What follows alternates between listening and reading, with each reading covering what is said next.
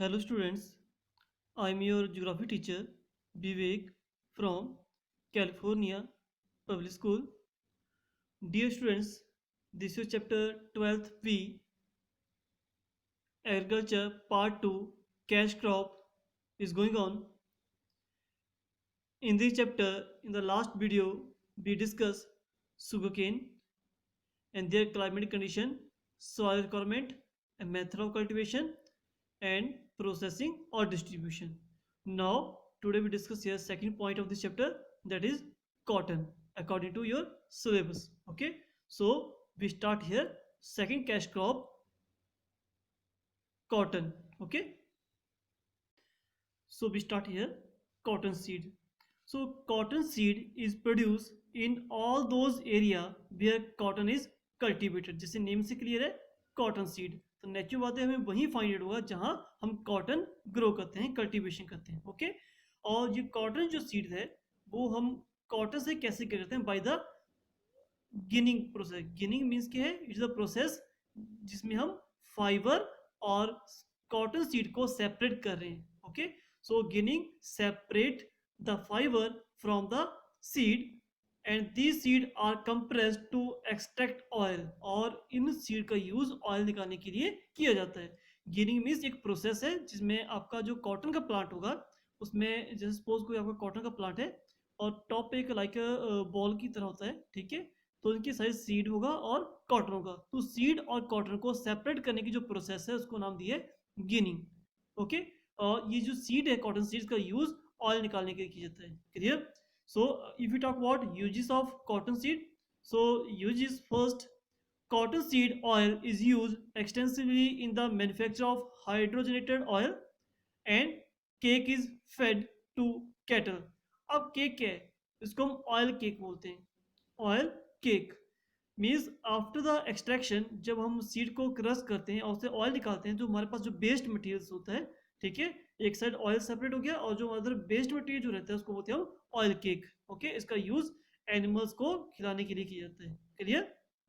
Second, it also used for pharmaceutical purpose, means आपकी जो drugs हैं, जो मेडिसिन बनती है, उसके लिए भी कॉटन सीड के ऑयल का यूज होता है. Okay, now third point, cotton seed is an important source of edible oil used largely in the बनस्पति इंडस्ट्री. बनस्पति घी तो आपने सुना होगा. ओके, तो मीन्स क्या है कि कॉटन सीड का जो है जो ऑयल निकाला जाता है वो एज ए एडिबल ऑयल भी है, उसको खाते भी हम, एंड उसका यूज एज ए लार्ज से बनस्पति इंडस्ट्री में किया जाता है. Okay, so we start a proper information related to cotton. So cotton is the most important fibre crop of India. It is hold first place among the commercial crop. कि means जितने हमारी country में commercial crop है जिससे हम पैसा कमा रहे हैं, उनमें कॉटन का फर्स्ट प्लेस है. Okay, and it is the second largest producer of cotton in the world after the China. कि चाइना के बाद इंडिया जो है एक लार्जर प्रोड्यूसर है. ओके, सेकंड लार्जेस्ट प्रोड्यूसर है आफ्टर द चाइना, और थर्ड फोर्थ आपका USA and Russia are the two important producer. और India has the largest area under its cultivation, near about 15% of total crop area and 10% of total world output. Means हमारे पूरे world का सबसे largest area जो है under the cultivation वो भी India के पास है. नियर अबाउट पूरे वर्ल्ड में जितने भी आपके कॉटन ग्रो हो रहा है उसका 15% जो एरिया वो कहाँ कल्टिवेट हो रहा है? In our country, in India. And out of that जो 15% एरिया जो हम कल्टिवेशन कर रहे हैं उसमें से जो पूरे वर्ल्ड की जो प्रोडक्शन रेडी हो रही है, कॉटन जो रेडी हो रहा है, वो अबाउट 10% हो रहा है. क्लियर? दैट मीन्स बात यही आ रही है कि लैंड हमारा अंडर कल्टिवेशन ज़्यादा है लेकिन जो प्रोडक्शन है वो कम है. ठीक है, और उसके पीछे कॉज वही सेम कॉज आ सकते हैं सारे जो ऑटोमेटिकली जो हमने डिस्कस किए थे शुगर केन में. ठीक है, हो सकता है क्लाइमेट वेरिएशन हो, ठीक है, या फिर गुड क्वालिटी ऑफ सीड की प्रॉब्लम हो. क्लियर? इरिगेशन फैसिलिटी प्रॉपर ना हो, फर्टिलाइजर प्रॉपर ना हो. ठीक है, तो बहुत सारे कॉज हो सकते हैं इसके पीछे.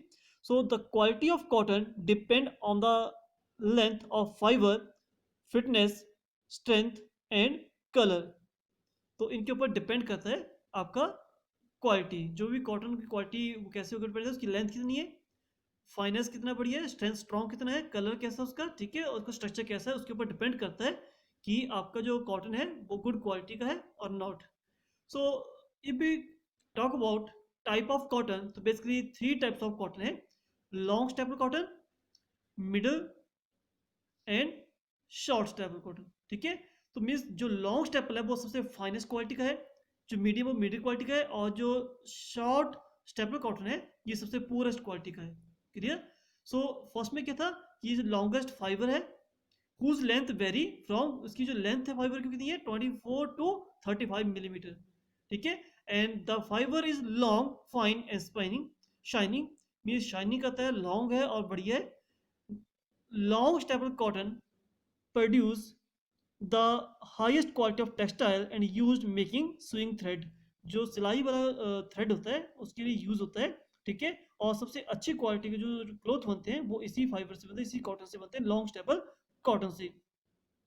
And it is also use for making fine and superior quality of cloth, जो बहुत ही बढ़िया क्वालिटी के जो कपड़े बनते हैं, ठीक है, वो भी इसी से बनते हैं, लॉन्ग स्टेपल कॉटन से। And there has been rapid progress in the production of long staple cotton since independence. जब भी हमारी कंट्री इंडिपेंडेंट हुई आफ्टर दैट काफ़ी फास्ट स्पीड से आपके जो गुड क्वालिटी ऑफ कॉटन है उसको ग्रो किया गया है, और largely in our part of country में कहाँ ग्रो होता है, पंजाब एंड हरियाणा। ओके, सो हमने डिस्कस किया in the long staple cotton में कि आपका ये सबसे बेस्ट क्वालिटी का है, और इसकी जो लेंथ है वो वेरी करती है 24 to 35 मिलीमीटर। ठीक है, एंड ये सबसे फाइनेस्ट क्वालिटी का सबसे बढ़िया क्लॉथ इससे बनता है। क्लियर? और सबसे ज़्यादा जो है ये हमारी कंट्री में पंजाब एंड हरियाणा में फाइंड होता है। ओके, और आफ्टर द इंडिपेंडेंट ये बहुत ही फास्टली स्पीड से ग्रो हुआ। This is first point, long staple cotton. And second point we talk about medium, तो जैसे नेम से क्लियर है मीडियम, तो मीडियम साइज होगा 20 मिलीमीटर टू 24 मिलीमीटर। ओके, तो आपका क्या है मीडियम साइज का है। ठीक है, इसकी लेंथ वेरी करती है, और स्पेशली कहाँ फाउंड होता है, सबसे ज़्यादा हमारी कंट्री में आपका bulk of India cotton output in medium staple cotton, सबसे ज़्यादा जो आउटपुट आ रही है हमारे पास, जो प्रोडक्शन हमारे पास ज़्यादा हो रही है वो मीडियम स्टेपल कॉटन से आ रही है। ओके, और इसकी जो लेंथ है वो 20 मिलीमीटर टू 24, और ये बेसिकली राजस्थान, पंजाब, तमिलनाडु, मध्य प्रदेश, उत्तर प्रदेश, कर्नाटका, महाराष्ट्र, ठीक है, और ये सारे के हैं main producer of medium staple cotton. If we talk about short staple cotton, तो it is a inferior means जो घटिया क्वालिटी का होता है, वो लो क्वालिटी का होता है। ठीक है, और उसमें जो लेंथ होगी इसकी वो लेस देन 20 मिलीमीटर। ठीक है, and it is use for manufacture inferior cloth, जो बहुत घटिया क्वालिटी का, बहुत ही लो क्वालिटी का जो कपड़ा होता है, ठीक है, जिसका जो प्राइस कम होता है, ठीक है, वो इसी से बनता है।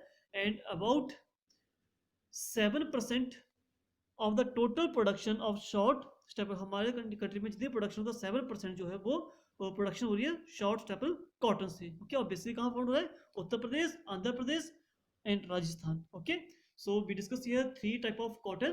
तो फर्स्टली हमने किया लॉन्ग, तो लॉन्ग क्या था, जिसकी जो प्रोडक्शन थी वो 24 to 35 मिलीमीटर, मीडियम में 20 to 24, और लेस देन 20 आपका था शॉर्ट। ये बढ़िया क्वालिटी का था, अच्छी क्वालिटी का था। आफ्टर इंडिपेंडेंस में ज़्यादा प्रोडक्शन हुई, और बेसिकली कहाँ हुआ है, पंजाब और हरियाणा। ये मिडिल क्वालिटी का है। ठीक है, और इंडिया में जो ज़्यादा प्रोडक्शन हुई वो इसी की हो रही है, और स्पेशली राजस्थान, पंजाब, तमिलनाडु, मध्य प्रदेश, उत्तर प्रदेश, कर्नाटका, महाराष्ट्र, ठीक है, ज़्यादा एरिया स्टेट ये वेयर वी कैन से कि मीडियम स्टेपल कॉटन जो है ग्रो हो रहा है। एंड शॉर्ट स्टेपल कॉटन, इसकी जो लेंथ है वो लेस देन 20 है, और इन्फीरियर क्वालिटी का है, कम क्वालिटी का है, लो क्वालिटी का है। ठीक है, ऐसे क्लोथ बनाए जाते हैं जो वी कैन से कि वो कम प्राइस पे बेचे जाते हैं। क्लियर? और ओनली अबाउट 7% जो है वो इसी से हो रही प्रोडक्शन। ठीक है, and now we start here geographical requirement for the cultivation of cotton. So cotton जो है एक ट्रॉपिकल और सब ट्रॉपिकल क्रॉप है। किमी जो tropical those area like tropical Cancer to tropical Capricorn के बीच में मिलता है, वहाँ पर ये ग्रो होता है। ठीक है, and but it can be cultivated in the high altitude provide there is no frost, कि मीन्स ये हायर एल्टीट्यूड में, हर सॉरी लैटिट्यूड में भी ग्रो हो जाता है इसलिए, लेकिन वहाँ पर फ्रॉस्ट नहीं होनी चाहिए। जो पाला पड़ता है ड्यूरिंग द विंटर सीजन में, व्हाइट कलर का जो आपकी जो ड्रॉप्स होते हैं वो फ्रीज हो जाती हैं ऑन द लैंड सरफेस। ठीक है, तो वो फ्रॉस्ट होता है, और फ्रॉस्ट जो है वो इसके लिए हार्मफुल है। सो दैट्स वाई आपका जो कॉटन जो होता है वो ऐसे एरिया में ग्रो होता है जहाँ फ्रॉस्ट ना हो। ओके, सो नाउ आपकी जो क्रॉप है वो कैसी है, खरीफ क्रॉप है। मीन्स भी कैसे कि ये ड्यूरिंग द, अगर बात करें नदर पार्ट ऑफ इंडिया में तो ये समर सीजन में ग्रो होती है, लेकिन इफ वी टॉक अबाउट सदर पार्ट ऑफ इंडिया, तो सदर पार्ट ऑफ इंडिया में ये थ्रू आउट द ईयर ही आपका वहाँ पर कल्टिवेशन हो सकता है, समर में भी और विंटर में भी, बिकॉज वहाँ का टेम्परेचर ऑलमोस्ट इक्वल सा रहता है, नाइदर टू मच हॉट होता है और नॉट टू मच कोल्ड होता है। तो वहाँ की जो कंडीशन है वो आइडियल है for the cultivation of cotton. Okay, so now we start first temperature. So cotton need a warm climate. एक वार्म क्लाइमेट चाहिए। समर टेम्परेचर होता है वो वही अगेन कि इसके लिए ज़्यादा नहीं चाहिए, वही आपने पढ़ा था शुगर केन के लिए भी, शुगर केन के लिए 21 to 24 या 27 के करीब होना चाहिए, वही आपका यहाँ पे सेम है कि नियर अबाउट जो टेम्परेचर वो 21 to 27 डिग्री सेल्सियस चाहिए। अवेंटेड सनशाइन चाहिए, अच्छी सनलाइट चाहिए, ठीक है, वो during the growth time of the plant, क्योंकि प्लांट की ग्रोथ के लिए बहुत ही अच्छी होती है धूप। Okay, so no long growing period of at least means कि अगर हमने लॉन्ग ग्रोइंग पीरियड करना है तो आपका एटलीस्ट 200 फ्रॉस्ट फ्री डेज होती है, also necessary for the plant to mature, कि मीन्स पूरे साल में अगर 365 डेज हैं तो आउट ऑफ दैट 200 डेज जो हैं वो फ्रॉस्ट फ्री होने चाहिए, तभी वो आपकी क्रॉप प्रॉपरली मेच्योर हो पाएगी। ओके, तो मीन्स क्या है कि टेम्परेचर 21 to 27 चाहिए, फ्रॉस्ट फ्री चाहिए, नियर 200 डेज होते हैं वो फ्रॉस्ट फ्री होना चाहिए, और सनशाइन चाहिए। क्लियर? ये भी टॉक अबाउट रेनफॉल, तो इसके लिए मॉडरेट रेनफॉल चाहिए, और rainfall 50 to 80 centimetre is adequate enough है। The crop can be successfully grown in the area of low rainfall with the help of irrigation. Especially ये वो उस एरिया में सक्सेसफुली ग्रो होता है जहाँ पर रेनफॉल टू मच लेस होती हो और वहाँ इरिगेशन के थ्रू हम क्रॉप्स को ग्रो करें।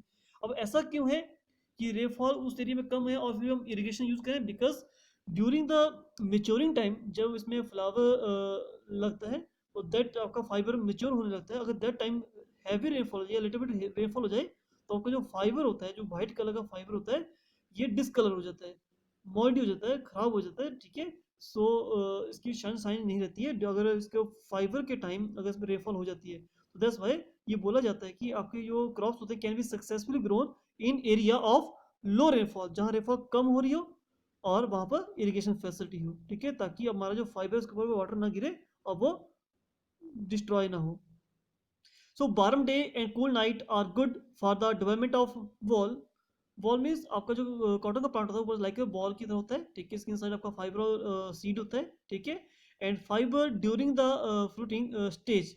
मीन्स आपको कैसा क्लाइमेट चाहिए वहाँ पर? थोड़ा सा वार्म डे और कूल नाइट चाहिए इसको फुली मेच्योर होने के लिए, ठीक है, and rain during this stage may result in the fiber becoming moldy and discoloured, कि वो थोड़ा खराब हो जाता है, भद्दस हो जाता है देखने में और उसका कलर चेंज हो जाता है। So that's why cotton grow best on irrigated land in the hot climate, जहाँ टेम्परेचर हाई हो और इरिगेशन फैसिलिटी हो वहीं पर ही आपका कॉटन सुटेबल होता है, ग्रो होता है। एंड सॉइल, तो basically cotton can be grow in a variety of soil, but black soil cotton soil is the most important for the cultivation of cotton, because black soil को हम cotton soil बोलते हैं क्योंकि ये cotton के लिए बहुत ही इंपॉर्टेंट है, और ये कहाँ फाउंड होती है? इंडिया के डेक्कन प्लेट्यू में। Okay, which has the ability to retain the moistures in the most stable. और ब्लैक सॉइल के पास क्या है, आपने ऑलरेडी पढ़ा है कि वो retain the hold the moistures को काफ़ी लॉन्ग टाइम तक मॉइस्चर को होल्ड करके रखती है, तो वो इसके लिए बहुत ही सुटेबल है। It is also grow well alluvial soil of Sutlej Ganga plain, जो हमारे इंडिया का नदर पार्ट ऑफ प्लेन है तो वहाँ पे इजिली हो जाता है, because alluvial soil is also fertile soil. Okay, so this is your geographical requirement, temperature, rainfall and soil. So one time again मैं समराइज कर रहा हूँ कि टेम्परेचर चाहिए 21 to 27, सनशाइन चाहिए और 200 डेज फ्रॉस्ट फ्री चाहिए। ओके, एंड रेनफॉल की बात करें तो मॉडरेट सी चाहिए 50 to 80। ओके, और ये सक्सेसफुली उस एरिया में होता है जहाँ रेनफॉल बिल्कुल लो है और इरिगेशन फैसिलिटी हो। ओके, और वार्म डे और कूल नाइट चाहिए इसके मेच्योर होते time. Okay, and after that अगर ड्यूरिंग द मच्योरिंग टाइम या ड्यूरिंग द फाइबर टाइम अगर रेनफॉल हो जाती है तो ये थोड़ा सा डिस्ट्रॉय हो जाता है, इसका कलर चेंज हो जाता है, सनशाइन जो शाइनिंग होती है इसकी वो भी वी कैन से कम हो जाती है। And if we talk about soil, तो basically different type of soil में इजीली ग्रो हो जाता है, लेकिन जो most we can say ideal soil है इसके लिए वो आपकी ब्लैक सॉइल है, और सेकंड आइडियल जो सॉइल है वो आपकी एलुवियल सॉइल है। Okay, and now we start here method of cultivation. So if we talk about method of cultivation, so sowing कि इसको बीजते कब हैं, इसको कब ग्रो करना स्टार्ट करते हैं, तो time of sowing differ in the different part of the country depending upon the geographical condition. ये सारा जियोग्राफिकल डिपेंड करता है, जियोग्राफिकल कंडीशन पर डिपेंड करता है, लैंड के ऊपर डिपेंड करता है कि कहाँ पे ग्रो हो रही है, किस एरिया में क्लाइमेट कैसा है, उसके अकॉर्डिंग वेरी करता है place to place. If we talk about Punjab और हरियाणा तो इट्स शोन अप्रैल और मई में होती है, If we talk about southern part of India, especially in Tamil Nadu, तो वहाँ पर both kharif as well as rabi crop means summer as well as winter दोनों में ही सोइंग होती है इसकी, ओके, क्योंकि वहाँ का जो क्लाइमेट है वो ऑलमोस्ट इक्वल सा रहता है, okay. And if we talk about harvesting, so the harvesting period also differ from region to region depending upon climate condition. Again वही बात देखिए यहाँ पर कि ये प्लेस टू प्लेस वेरी करता है, ये सारी चीज़ें डिपेंड करती हैं क्लाइमेट के ऊपर कि उस पर्टिकुलर प्लेस में जहाँ हम ग्रो कर रहे हैं वहाँ का क्लाइमेट कैसा है। And in peninsular part of India, peninsular part means this is your peninsular part of India. This is the peninsular part of India. Clear? So in the peninsular part of India, it is shown up to October and harvested between January and March कि अक्टूबर में इसकी sowing होती है। If you talk about Punjab की बात करें तो पंजाब में ये अप्रैल और मई में ग्रो होता है, लेकिन बात करें हम सदर्न पार्ट ऑफ इंडिया की तो वहाँ पर अक्टूबर में ये सोइंग होती है इसकी। एंड हार्वेस्टिंग आपकी जनवरी टू मार्च के बीच में होती है, जनवरी मार्च के बीच में।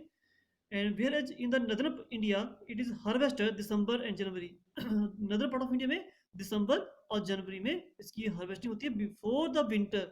मीन्स जब आपका winter too much winter start हो जाती है, जिस टाइम आपका फ्रॉस्ट पड़ना स्टार्ट हो जाती है तो उससे बिफोर दैट इसको हार्वेस्ट कर लिया जाता है, क्योंकि जो फ्रॉस्ट होती है वो बहुत ही हार्मफुल होती है प्लांट के लिए, ओके।